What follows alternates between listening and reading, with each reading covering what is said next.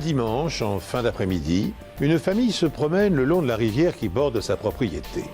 Sur la berge, ils découvrent une poubelle dégageant une odeur insoutenable. Quel était leur lien? Comment ces trois endroits pouvaient-ils être concernés par la même enquête? Les lieux semblent inoccupés et nous sommes dans l'obligation de forcer l'entrée. Elle m'a dit que si l'un de ses enfants disparaissait, elle serait bouleversée. C'était une grave erreur. On a pensé qu'il s'était passé quelque chose de louche dans cette maison. N'importe qui serait horrifié qu'un de ces objets ait servi dans un meurtre. Je savais que ce n'était qu'un ramassis de mensonges. Tout était faux. Je suis allée me coucher, mais j'ai pas dormi. Je n'ai plus jamais vraiment dormi depuis. Bonjour, je suis heureux de vous retrouver pour ce nouvel épisode des Enquêtes impossibles. Dans la plupart des affaires criminelles, la victime connaît son meurtrier. C'est pourquoi la préoccupation première des enquêteurs consiste à vérifier les alibis de la famille et de l'entourage. Par contre, lorsqu'une poubelle scellée, contenant un cadavre sans tête ni main, est retrouvée échouée sur les berges d'une rivière, après avoir dérivé au fil de l'eau pendant des semaines, la tâche des policiers devient insurmontable. Les experts scientifiques parviendront-ils, malgré tout, à interpréter les rares indices laissés à leur disposition? La poubelle était couchée avec les roues face à la rivière à un angle d'environ 45 degrés. Les traces d'humidité sur le côté indiquaient qu'elle était restée dans la rivière un certain temps.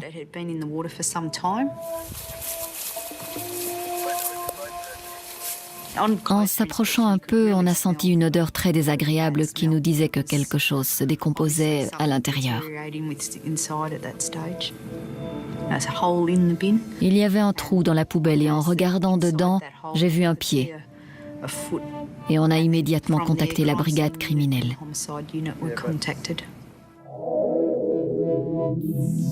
La première chose que j'ai remarquée, c'est que la poubelle avait été scellée avec 42 vis à tête hexagonale et de la colle silicone. La nature des trous dans la poubelle montrait que quelqu'un les avait volontairement faits à l'aide d'un instrument. Ce n'était pas naturel, pas comme si elle avait heurté quelque chose. J'ai retiré les vis du couvercle de la poubelle. Elles étaient toutes de même forme et de même taille. On les a comptées et placées sous scellé. On a ensuite retiré la colle, ce qui nous a permis d'ouvrir le couvercle et de dévoiler son contenu. J'ai vu un pied humain, un pied droit qui dépassait d'une couverture dans laquelle avait été enveloppé le reste du corps. On s'est tout de suite demandé quel genre de découverte macabre on allait faire. Apparemment, quelqu'un s'était donné la peine de faire beaucoup de route pour éloigner la poubelle et la faire couler pour que personne ne la découvre. On a ratissé la zone, mais il n'y avait aucune empreinte dans le sable, aucune trace qui pouvait laisser penser que la poubelle avait été traînée jusqu'ici. On en a déduit que la poubelle avait été portée par le courant avant de s'échouer à cet endroit. Mais la distance parcourue par la poubelle sur cette rivière de 80 km reste inconnue. Et avec la tombée de la nuit, la chasse aux indices devra attendre le lendemain. Le médecin légiste nous a conseillé d'envelopper la poubelle et de la transporter telle qu'elle jusqu'à la morgue. Parce que si on attendait qu'un expert arrive sur les lieux, les preuves risquaient de disparaître.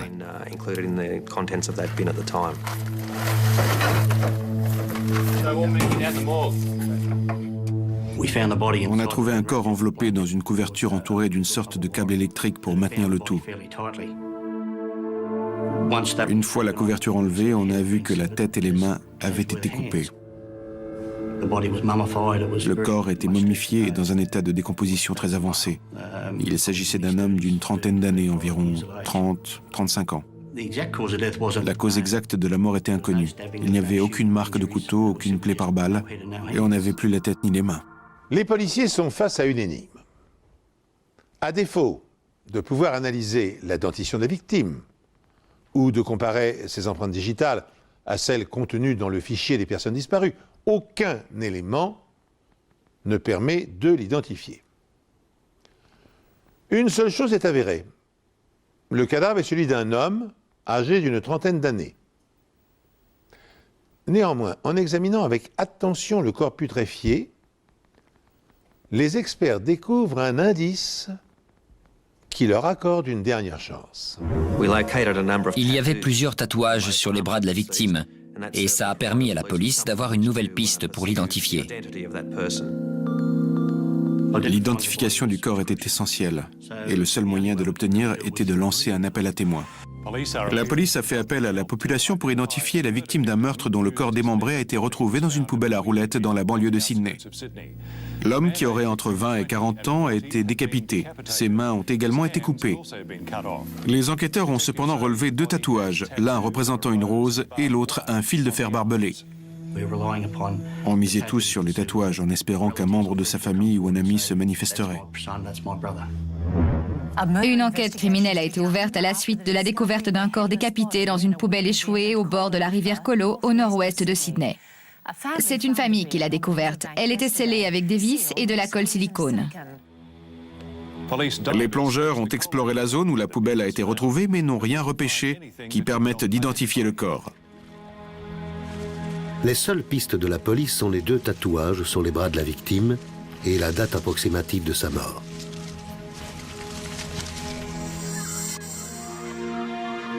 Vu son état, le corps était resté dans l'eau pendant plusieurs mois. Quelqu'un avait sans doute dû voir la poubelle flotter à un moment ou à un autre. Alors on a enquêté auprès des campings, des skieurs nautiques, de toutes les personnes susceptibles de fréquenter cette zone, pour découvrir si quelqu'un avait vu la poubelle et quand. Si on arrivait à remonter jusqu'à la scène de crime, on pourrait peut-être identifier la victime, déterminer le jour de sa disparition et comparer ces informations avec les différents témoignages. On s'est adressé aux autorités nautiques et on a fini par retrouver un homme qui avait vu la poubelle quelques semaines plus tôt. Comme c'était dangereux pour les autres bateaux, il l'a repoussé vers la berge.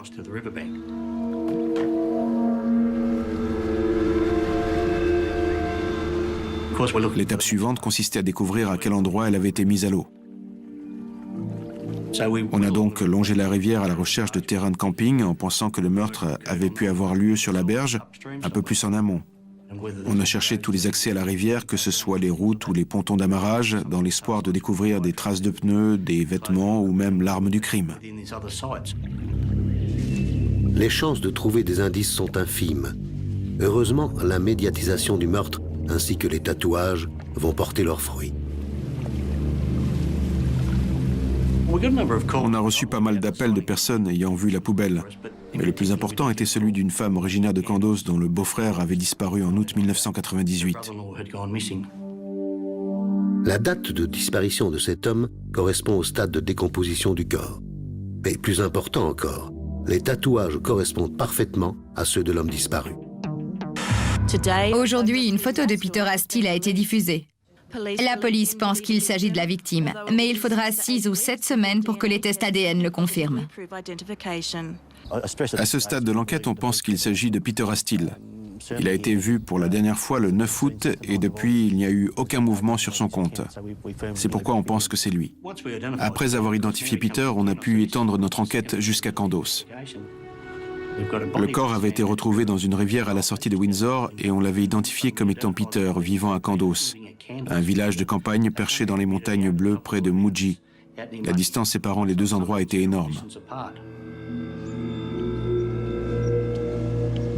Peter avait l'habitude de s'asseoir sous le porche de sa maison très tôt le matin. Il prenait une tasse de café, s'asseyait au soleil et regardait les montagnes. Il appelait ça le pays de Dieu. Enfant, il était le clown de la famille. Peter s'entendait très bien avec ses frères et sœurs. Il était très proche de son grand frère parce qu'ils avaient à peu près le même âge. Il avait une vie relativement calme et se débrouillait très bien tout seul. Il avait un petit cercle d'amis, mais c'était de très bons amis. Peter a été vu pour la dernière fois le 9 août. Son frère et son neveu étaient avec lui, et sa mère l'a appelé pour lui dire qu'elle viendrait l'aider à aménager sa maison le lendemain.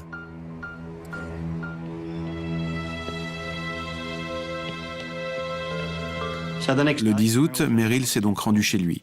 Elle a frappé à la porte, mais Peter n'était pas là.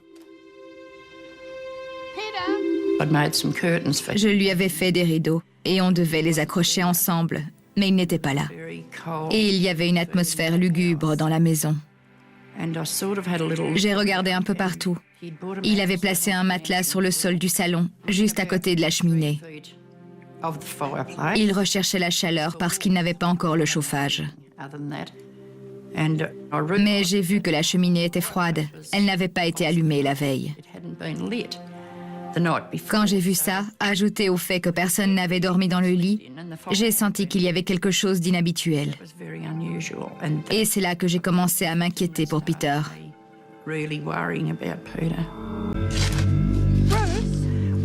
Quand je suis ressortie de chez lui ce matin-là, j'ai demandé à son voisin, qui était aussi un ami de Peter, s'il savait où il était. Il m'a répondu qu'il ne fallait pas s'inquiéter, qu'il reviendrait avant demain parce qu'il devait l'aider à poser sa clôture.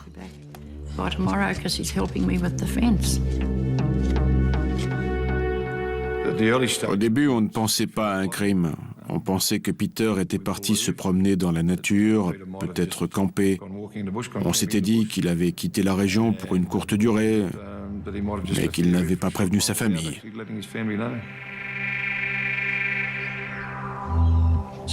Qu'est-ce qui peut justifier un acte aussi violent?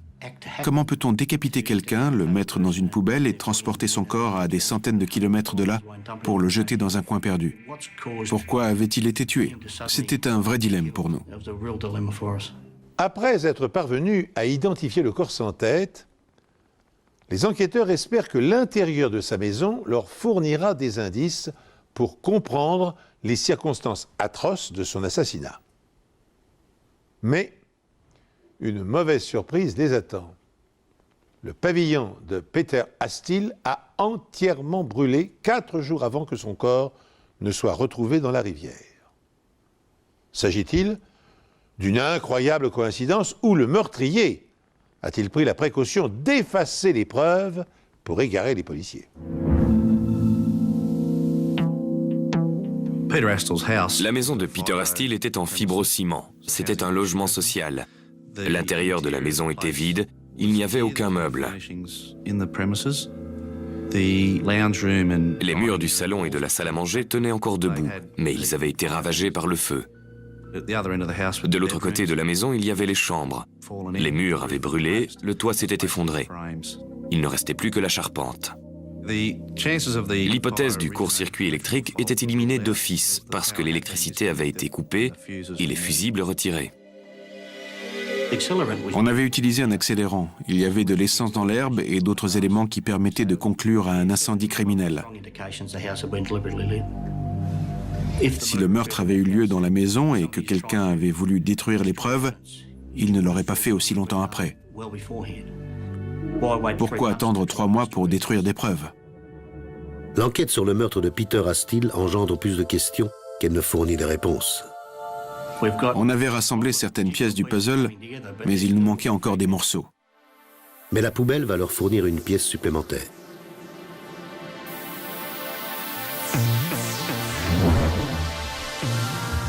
Les enquêteurs savent que Peter Astill a été la victime d'un horrible meurtre. Ils savent également qu'ils ont 4 mois de retard dans leur enquête. Et pour ajouter à leur frustration, la maison de la victime a été dévorée par les flammes. La poubelle est le seul indice qui leur reste. Sur la poubelle, il y avait les lettres GLCC, ce qui signifie Greater Lithgow City Council. Mais on n'avait qu'un numéro 2 et il y avait probablement beaucoup de numéros 2 dans la région. Au moins, on savait à peu près d'où venait la poubelle. On était aussi impatients de découvrir ce qu'il y avait à l'intérieur, peut-être d'autres indices dont l'arme du crime. On a retrouvé 2 couteaux rouillés et un tube de colle.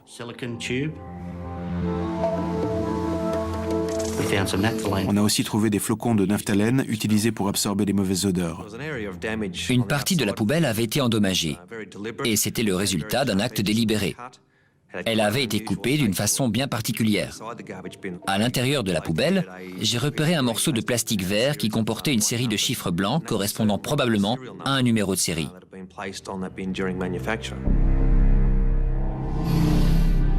Et le morceau correspondait parfaitement à la partie manquante de la poubelle, ce qui indiquait que le numéro de série avait été volontairement découpé. Heureusement, le numéro de série était tombé à l'intérieur de la poubelle avec le corps et le tueur ne s'était pas donné la peine de le récupérer. Il s'est probablement dit que le corps coulerait et que ce n'était pas la peine de s'en faire pour ça. Mais c'était une grave erreur. On avait donc un numéro de série qui correspondait à une adresse précise à Lithgow. On avait un corps retrouvé à Colo, en périphérie de Sydney, une poubelle provenant de Lithgow et une victime originaire de Kandos. Et ces trois endroits sont éloignés de plusieurs centaines de kilomètres. Quel était leur lien? Comment ces trois endroits pouvaient-ils être concernés par la même enquête? Mon coéquipier a appelé les policiers de la ville de Kandos pour les interroger sur Peter. Quel était son mode de vie? Avec qui passait-il du temps? Et c'est là qu'on a appris que son voisin s'appelait Bruce Patterson. Et comme par hasard, Bruce Patterson était aussi le propriétaire de la poubelle de Lithgow. On avait notre lien. Bruce Patterson avait une adresse à Lithgow et vivait là-bas. Son ex-femme habitait à côté de chez Peter Astle à Kandos. Bruce y était la plupart du temps. D'après nos informations, Peter s'entendait assez bien avec Bruce Patterson. Ils étaient amis et on les voyait souvent ensemble.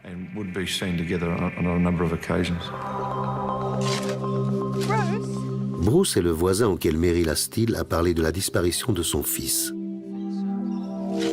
Il est devenu suspect. Combien de chances y avait-il pour qu'une poubelle de Lithgow appartenant à Bruce Patterson ait été utilisée dans le meurtre de Peter Astle, habitant juste à côté de l'ex-femme de Bruce Patterson à Kandos? Si le meurtrier n'avait pas commis la négligence de laisser retomber le morceau de plastique contenant le numéro de série à l'intérieur de la poubelle, jamais les enquêteurs n'auraient pu connaître son lieu d'origine. Profitant de cette chance inespérée, les policiers se rendent à Lithgow et perquisitionnent la maison de Bruce Patterson, le voisin et ami de la victime. Cette piste va-t-elle porter ses fruits? Ou la poubelle incriminante a-t-elle été volée et transportée par l'assassin sur la scène de crime plusieurs centaines de kilomètres plus loin? Enfin, sur une piste sérieuse, les enquêteurs décident d'inspecter la maison de Bruce Patterson à Lithgow. On effectue une perquisition au numéro 2 Page Street, P-A-G-E, à Lithgow. Les lieux semblent inoccupés et nous sommes dans l'obligation de forcer l'entrée.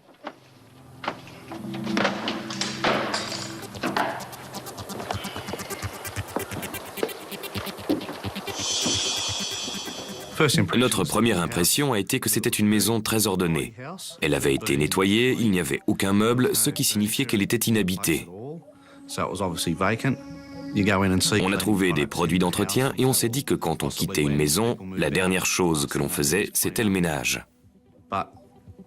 Mais étant donné les circonstances, la présence de ces produits nous faisait penser qu'il s'était passé quelque chose de louche dans cette maison.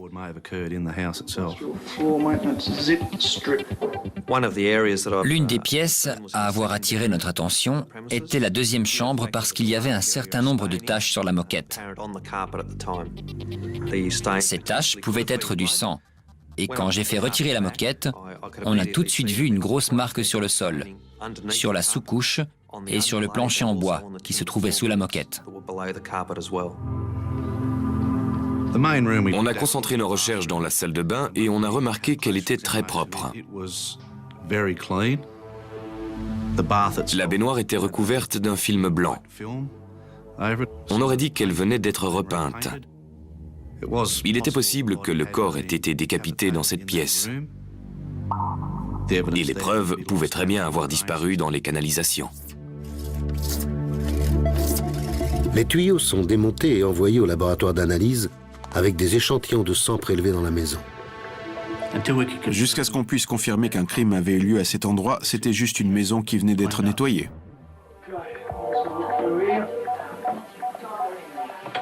La police mène également son enquête chez l'ex-femme de Bruce Patterson. Bruce Patterson est présent et les enquêteurs le conduisent au commissariat pour l'interroger. La première question à lui poser était pourquoi sa poubelle avait-elle été utilisée dans un meurtre. On voulait qu'il nous donne une explication parce que la seule preuve qu'on avait pour le relier au crime était la poubelle. Il était possible que quelqu'un ait volé sa poubelle et qu'il se soit retrouvé dans une situation délicate sans le vouloir. Mais le problème, c'est que cette poubelle lui appartenait.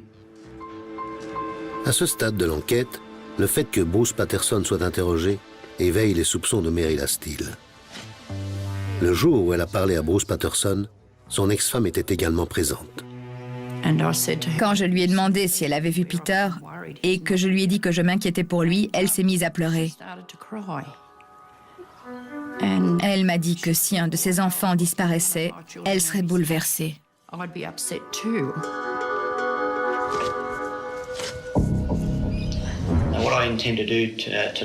Aujourd'hui, j'aimerais vous poser quelques questions sur Peter Steele et savoir si vous avez des informations sur la découverte de son corps. À ce stade, on avait une raison valable de parler à Bruce. On avait une poubelle lui appartenant et on savait qu'il était l'une des dernières personnes à l'avoir vue. C'était notre point de départ. Quand est-ce que vous avez vu Peter pour la dernière fois? Je ne sais plus exactement quand c'était, mais je me souviens que j'étais venu monter une clôture pour mon ex-femme. Vous montiez une clôture? Oui, Peter était dehors en train de boire un café quand je creusais les trous pour la clôture. Ce qui nous intéressait, c'était les parties manquantes du corps. Alors, quand on a entendu parler de trous pour les poteaux de clôture, on s'est dit que c'était peut-être un bon moyen de dissimuler des preuves.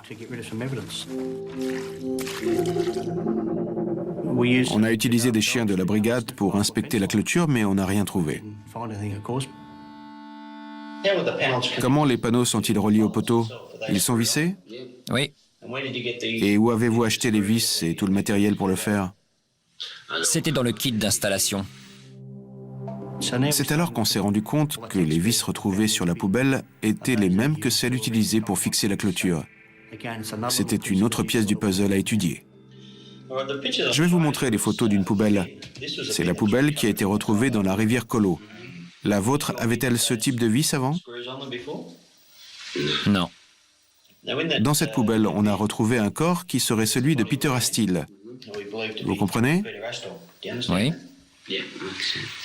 Ce qu'on est en train de vous dire, c'est que dans une poubelle vous appartenant, on a découvert le corps d'un homme appelé Peter Steele. Vous pouvez nous expliquer comment un corps s'est retrouvé dans votre poubelle de Lithgow avant de finir dans la rivière Colo? Non. Vous avez mis ce corps dans la poubelle? Non. Son comportement n'a pas changé. N'importe qui aurait été horrifié qu'un de ces objets ait servi dans un meurtre. On s'attendait à ce qu'il nous dise « C'est terrible, comment ça a pu se produire ?» J'ai perdu ma poubelle. Mais des maisons avaient été détruites dans mon quartier, alors j'en ai vite retrouvé une. Quand l'avez-vous perdue? Je suis plus tellement sûr de la date. Et quand vous ne l'avez pas retrouvée, vous avez décidé d'en prendre une autre pour la remplacer? Vous pouvez appeler ça du vol si vous voulez, mais On a longuement parlé de sa poubelle, et c'est là qu'il m'a dit « J'ai volé une poubelle, alors accusez-moi de vol. Vous pouvez pas m'accuser de meurtre. » Plusieurs éléments troublants intriguent les policiers. La maison de Bruce Patterson est vide et elle a été récurée du sol au plafond, comme pour faire disparaître toute preuve matérielle. Pour construire sa clôture, Patterson a d'autre part utilisé des vis identiques à celles qui ont servi à sceller la poubelle contenant le cadavre. Enfin, Patterson ne manifeste aucune émotion en évoquant la disparition tragique de son ami. Pendant que le suspect est interrogé, les policiers perquisitionnent au domicile de Lynette, son ex-femme. À Candos, on a examiné une voiture qui était garée derrière la maison. C'était un très vieux modèle en mauvais état. Et on a remarqué que les barres de protection latérales ainsi que le pare-choc avaient été retirés, puis refixés avec des écrous. Il y avait aussi des traces de choc sur les feux et on voyait qu'ils avaient été recollés avec de la colle silicone. On a emmené le véhicule au laboratoire de la section criminelle pour faire un examen approfondi de l'intérieur et de l'extérieur de la voiture. Il y avait 2 taches circulaires sur la banquette arrière. Et on en a d'abord déduit que la poubelle avait pu être placée sur le siège arrière du véhicule. On a essayé de mettre une poubelle dans différentes positions pour voir si les marques correspondaient. Après cette expérience, on ne pouvait pas affirmer que les marques avaient été laissées par ce type de poubelle, mais on ne pouvait pas non plus exclure cette possibilité. Il n'y avait rien de spécial à tirer de la voiture, mais on avait la preuve qu'il avait utilisé des vis et de la colle silicone. Ça ne prouvait rien, mais c'était une autre pièce du puzzle à examiner.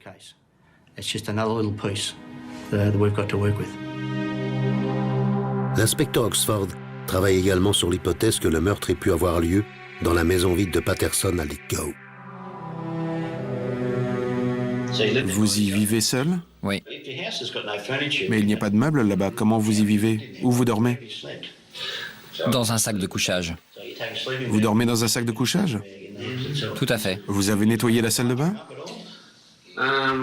Il y avait des rayures dans la baignoire. Avec un produit pour les mailles? Sous forme de spray, oui. C'est juste un produit blanc? Bruce nous a dit qu'il avait l'intention de déménager et qu'il voulait laisser la maison en bon état pour les futurs locataires. Tout le monde sait qu'il faut laisser l'endroit comme on l'a trouvé. C'est comme quand on loue. Sans preuve, on n'avait pas d'autre choix que d'accepter cette version. Si on avait trouvé des cheveux, du sang ou des indices de ce genre dans l'évier, on aurait pu trouver une autre explication. En absence d'indices recueillis dans la maison, sans la moindre trace de sang, de fibres ou de cheveux, les experts sont encore incapables de relier Bruce Patterson au meurtre de Peter Astill. Il ne leur reste plus qu'une solution. Intensifier son interrogatoire en espérant qu'il s'embrouille dans ses explications.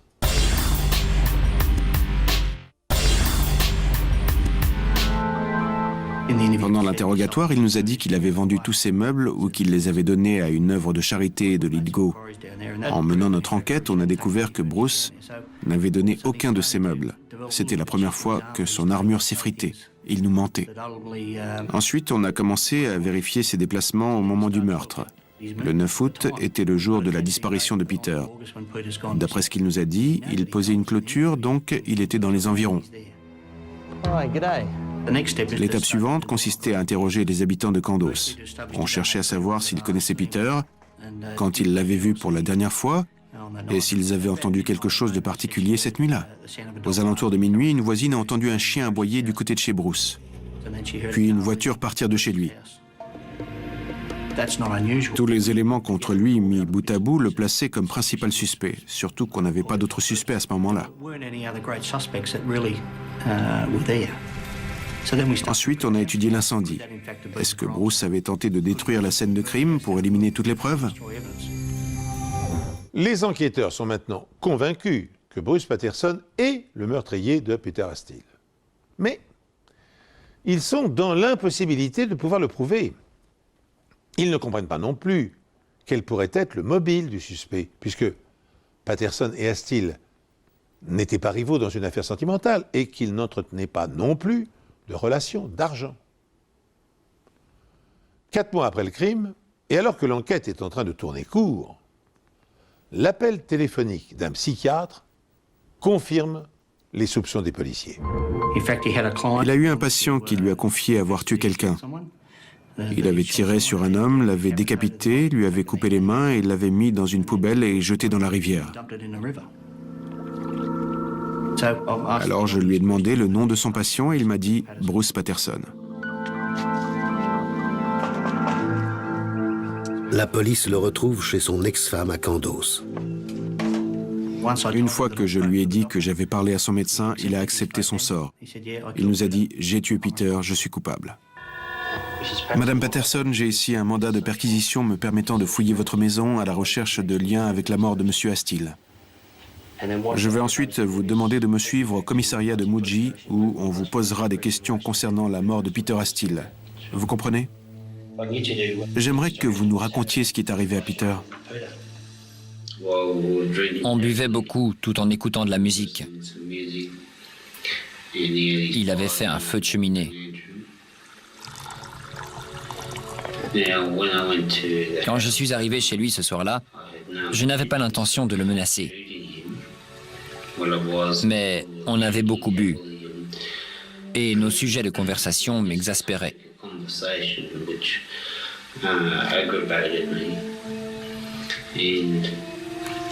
Il est devenu violent. Il a pris une hache et il a abattu un grand coup sur le plancher. La lame est tombée juste à côté de mon pied. Il a de nouveau brandi la hache pour me frapper. Et c'est là que j'ai pris l'arme qui était sur la table et que je lui ai tiré dans la tête.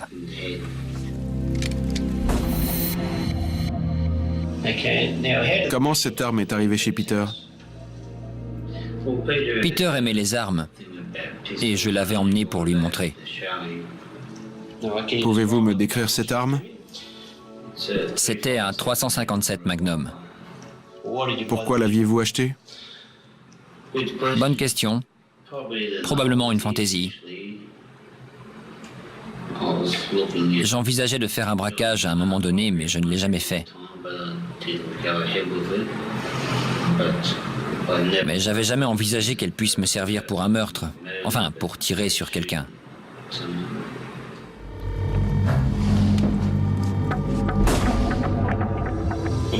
Que s'est-il passé ensuite? J'étais sous le choc de ce que je venais de faire. Ensuite, je lui ai coupé la tête et les mains. Avec la hache? Oui. Et après? J'ai brûlé ces parties du corps pour détruire les preuves.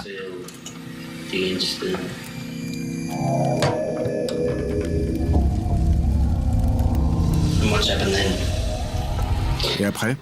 Ensuite, j'ai pris une couverture pour envelopper le corps.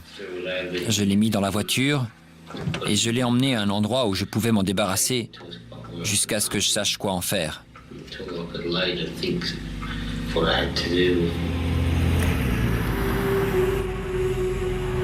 Il a ensuite parcouru 25 ou 30 km jusqu'à un endroit appelé Wishing Well, tout près de Kandos ou Mudgee. Monsieur Patterson est sur le point de nous montrer où il a déposé le corps de Peter Astill après l'avoir tué à Kandos. Mais avec les moteurs qui tournent, on va probablement avoir un problème de son. Alors je vais vous demander de parler bien fort. Pourquoi avez-vous choisi cet endroit pour jeter le corps de Peter? Pourquoi cet endroit en particulier? Je ne voulais pas trop m'éloigner de la ville parce que j'avais des preuves à détruire à la maison. Je voulais brûler sa tête et ses mains. Vous pouvez nous montrer comment vous avez mis le corps? Je l'ai poussé et avec l'élan, il s'est mis à dévaler la pente jusqu'à l'endroit où se trouve l'inspecteur.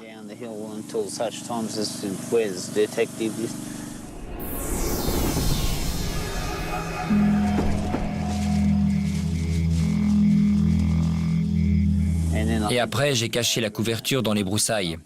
Un arbuste un peu comme celui-là, là-bas. C'est ici que le corps a terminé sa course? Non, je l'ai mis sur le côté, derrière l'arbre. Quand êtes-vous revenu ici? Un mois, ou peut-être un mois et demi plus tard. Environ 6 semaines. Oui, j'ai descendu la poubelle jusqu'ici parce que c'était pas possible de remonter le corps. Quand vous êtes arrivé en bas, dans quel état était le corps? Il se décomposait. Une fois le corps dans la poubelle et la poubelle dans la voiture, où l'avez-vous emmené? À Let Go. Et vous avez fait quoi là-bas? Je l'ai scellé. Avec quoi? Avec de la colle silicone et des vis. Maintenant, je vais vous montrer une photo. Il y avait un numéro de série sur la poubelle. C'est la partie que vous avez découpée? Oui, Pourquoi l'avez-vous découpée? pour qu'on puisse pas retrouver mon adresse. Il avait fait tous ses efforts pour brouiller les pistes et pour qu'on ne remonte jamais jusqu'à lui, mais il avait fait cette petite erreur. Il avait coupé le numéro de série, mais l'avait laissé tomber dans la poubelle. Et c'était la clé de notre enquête. Ça a été sa plus grande erreur. J'aurais pu tout dévisser, mais avec le corps en décomposition à l'intérieur, ça n'en valait pas la peine.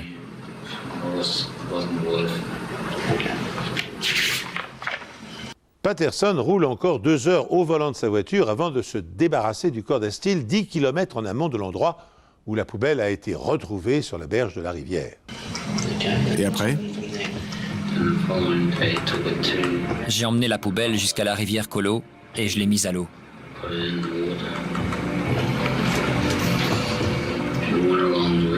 J'ai longé la rive jusqu'à un endroit où je pouvais traverser.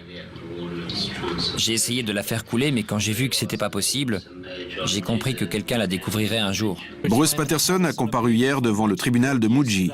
Au cours de sa brève apparition, la police a laissé entendre qu'elle avait arrêté l'homme de 37 ans chez lui et qu'il avait confessé sa culpabilité dans le meurtre de Peter Astill. J'ai tout de suite compris que j'avais eu une réaction extrême. Mais c'était un cas de légitime défense. C'était pas ma faute, il m'a attaqué et je n'ai fait que me défendre. Il essayait de s'en sortir comme il pouvait. Il fallait donc qu'on trouve des preuves qui permettraient de confirmer sa version des faits. Bruce Patterson a avoué avoir tué Peter Astill, mais plaide la légitime défense.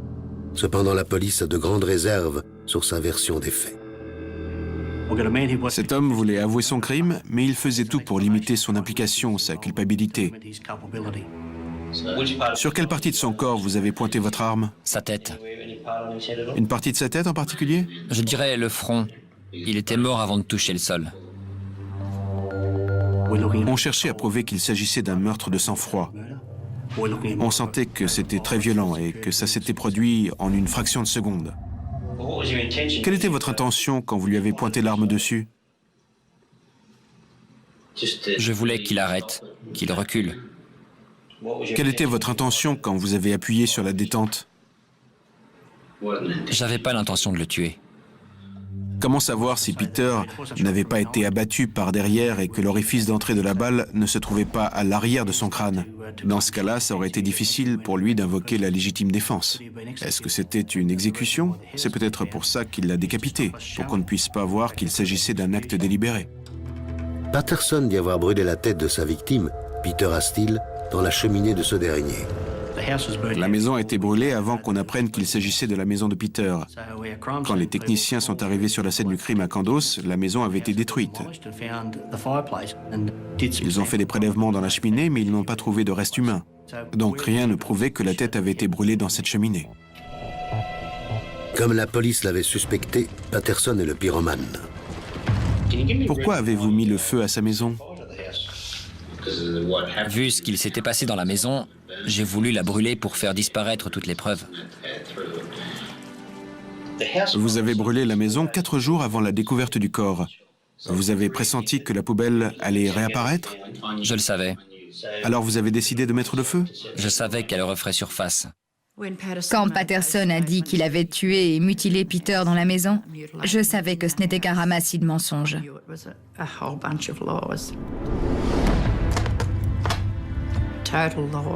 Tout était faux, parce que j'y suis allée le lendemain à 9 h. Il n'y avait aucune marque de hache sur le sol, ni aucune trace de sang. J'avais nettoyé cette maison de fond en comble. Et quand j'ai fait venir l'inspecteur des logements sociaux pour rendre la maison, il l'a inspectée et n'a rien trouvé. Vous avez dit que vous ne vouliez pas que vos enfants soient mêlés à tout ça. Exact. Vous vous en souvenez? Oui. Vous avez dit que c'était pour cette raison que vous aviez mis le feu, pour vous débarrasser des preuves Oui. de la mort de Peter? Oui. Et vous ne vouliez pas qu'il y ait de l'agitation à côté de chez vous? C'est vrai. Vous étiez inquiet pour vos enfants? Les policiers sont en droit de se réjouir. Ils ont obtenu les aveux complets de Bruce Patterson.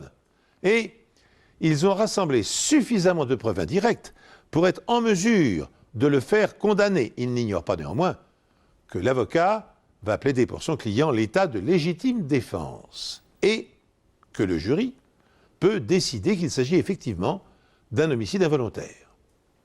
Convaincus du contraire, les enquêteurs doivent apporter la preuve matérielle que Patterson a tué Astill de sang-froid sans avoir été menacé. Un appel téléphonique providentiel va les aider à conforter cette hypothèse. C'était environ une semaine avant le procès. L'avocat de Lynette Patterson nous a confié qu'elle avait des informations sur ce qui s'était passé. Lynette Patterson est la femme que Meryl Astill a vue pleurer. J'ai repensé au moment où son ex-femme s'était mise à pleurer le jour de la disparition de Peter. Et j'ai toujours su que Bruce Patterson avait quelque chose à voir là-dedans.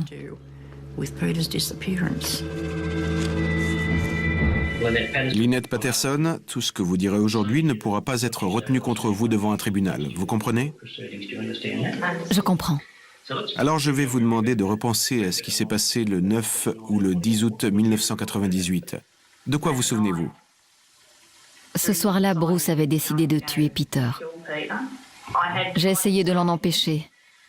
Et à ce moment-là, j'ai même voulu aller prévenir la police, mais j'avais trop peur. Dad, just get in the car, I'll get put. Il lui a demandé de l'accompagner à Sydney pour aller chercher des médicaments. Et c'est comme ça qu'il a réussi à le faire sortir de chez lui. Il avait emporté un pack de bière avec lui. Son père était là aussi. Et comme je vous l'ai dit, je ne pensais pas qu'il allait le faire.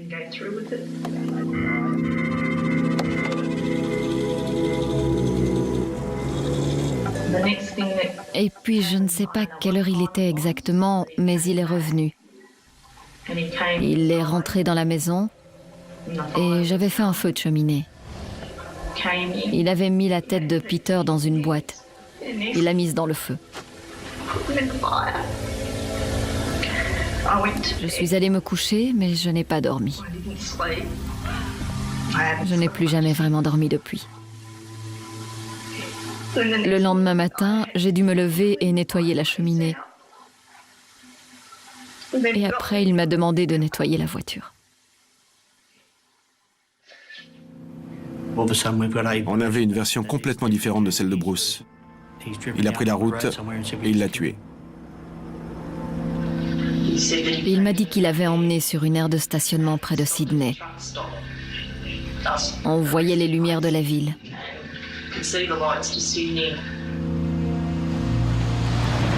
Apparemment, Peter a dit qu'il avait besoin de faire un petit arrêt. Il est sorti de la voiture et au moment où il se dirigeait vers un arbre, Bruce l'a interpellé et lui a tiré dessus. Il n'y a pas de légitime défense. Je crois vraiment que c'était un meurtre prémédité. Il y avait une nouvelle scène de crime, une aire de stationnement à Currayang. Le père de Bruce est mort dans le courant de l'année et on ne saura jamais s'il était impliqué. Un mois plus tard, Lynette avoue avoir accompagné son ex-mari et son père à Currayang pour ramasser le corps de Peter. Ils sont ensuite retournés à Lithgow, où elle a vu Bruce mettre le corps dans une poubelle. Il a laissé la poubelle dans la buanderie pendant une semaine et il est retourné la sceller. Et il a coupé le numéro de série? Oui, c'est là qu'il l'a fait. Vous étiez là? Oui. Il a dit quelque chose? Il est tombé dans la poubelle. Il a dit qu'il devait s'en débarrasser parce que ça pouvait conduire la police jusqu'à lui. C'était une affaire très délicate. Mais je crois que sans le témoignage de Lynette Patterson, sans les aveux de Bruce ou sans le numéro de série, ça aurait pu être le crime parfait. J'ai fait une grosse dépression cette année à cause de tout ça. J'ai pas supporté de tout savoir et d'essayer de continuer à vivre sans rien dire. Il m'a battu plusieurs fois, il m'a mis un couteau sous la gorge et il m'a même laissé une cicatrice. Et c'est pour ça que j'ai gardé cette histoire pour moi.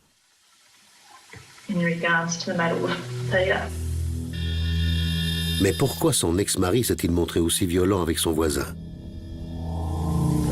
C'était parce qu'il habitait un logement social et qu'il ne voulait pas avoir ce genre de personnes à côté de chez lui.